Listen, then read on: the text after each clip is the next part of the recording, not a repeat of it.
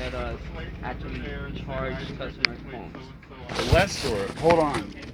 This building right here is private owned. So it's DMV. DMV. We just lease the building. You lease the building, and the people that lease the building say that people patronizing the They actually DMV. lock most of those plugs that you see right here. They actually lock it for that reason. So that's the actual lessor's. So the lessor is telling that the DMV that people aren't allowed to charge his phones. Now, how would I go about confirming this? Because I'm calling bullshit. That's ridiculous. Well, have you seen most of those outlets right here have like a lock? Yeah, child safety thing. Yeah, they have like a It's lock. not a lock. It's Yeah. a child safety. They lock and they say they don't want. Because Americans are so inbred and stupid that you have to worry about kids licking light sockets. Yeah, that's the thing. I know. If you call the 800 number, our DMV 800 number, you could talk regarding that problem. But that's not your leaser. They're the problem. No, You're saying they're the problem. No, you're gonna call them and just let them know you have a complaint against the owners of this building right here. Okay, but I'm just having a difficult I time. thought Like, how can they tell you that customers can't charge their phones? Because they don't want that goes on their electricity bill. Even though it's a little minor, You understand how minor? You're talking about getting out a pair of wire cutters and cutting a penny up here. What? Pennies and cents to them, they want everything they could get when it comes to money. So even just So the cost of electricity. yeah, to them. And the DMV doesn't pay their own electricity bill? We have a actual contract with them. We just pay the rent, and that. And it's all inclusive. So the additional cost of electricity from the people leasing this property to the DMV for a cell phone charger is cost prohibitive. Well, that's the reason they put the little locks. Again, they're not locks. Those are child protective guards. They're not locked. You just press the tab on the side and it opens right At up. some point they have locks, but I guess customers start taking those locks away.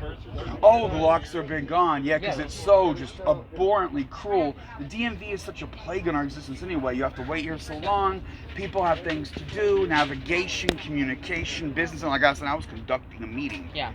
Yeah. But it's a leasing company, so it's not. Okay, how would they know if it wasn't for your security guard going, it's the state's electricity? How would they know? All those locks are not meant to be used by the public. That's one thing. Right, but if your security guard didn't call, what is your security guard doing taking paid time to harass me? How is she tasked? Well, do you bring it up to a supervisor that day? I was busy because of the situation I outlined. My ride left me. It was also like 4:30 in the afternoon. It was right before you all closed. Yeah.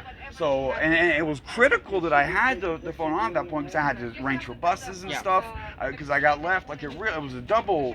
It was important that I was during the meeting I was having, but then it became doubly important after I got left. It's a fly.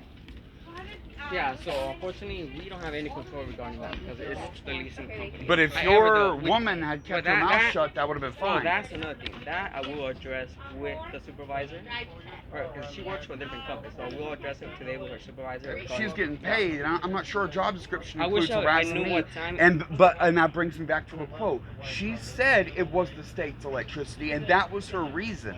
Yeah, but see, she's not really trained for that kind of stuff, so that's the reason I'm going to discuss. But is she trained to attack customers that are huddled together, two men huddled together in a business meeting? No, they're trained to report things.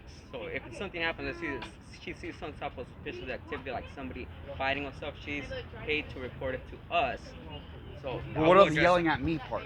No, that's the reason I really wish you would have spoke to the supervisor that day. That way I could address it. It was like 4:59 when I finished. But rest assured, today I will conduct a meeting with her supervisor and I will discuss this issue. What's your name? That way I could. My name is Colton Wood.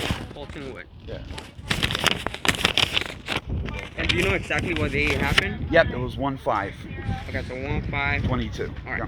So I will bring this up with her supervisor.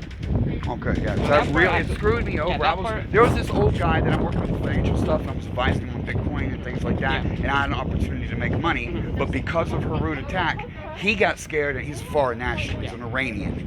He fled. He just left me sitting here, and that ruined the business meeting. I do apologize for that. And one thing is, we stress customer service not only to the employees here, but oh, and she was dancing too. She was.